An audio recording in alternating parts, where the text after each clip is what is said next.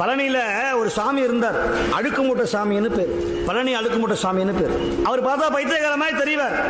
யாராவது போனோம்னா, டேய் கல்ல இல்லடா மண்ண இல்லடா அப்படிம்பார். சாமி கல்லே இல்லையே மண்ணே இல்லையே, போடா அல்லடா அப்படிம்பார்.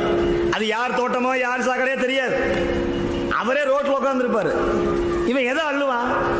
டேய் போய் அழுடா, போய் சொல்றேன்ல அல்ல மாட்டேன் அப்படிம்பார். சாமி சாமி உத்தரவுங்க அப்படின்னு அங்க இருக்கிற பேப்பர்லாம் எடுத்துக்கிட்டு 4 கல்ல அள்ளுவான்.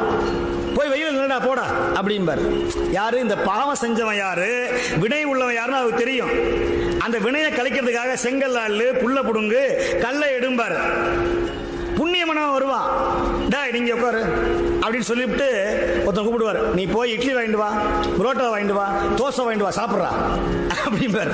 அவர் பேச்ச கேட்டு யார் மண்ணாடுறானோ கல்லாடுறானோ அவனுக்கு அத்தோட வியாதி போச்சு, துன்பம் போயிடும்.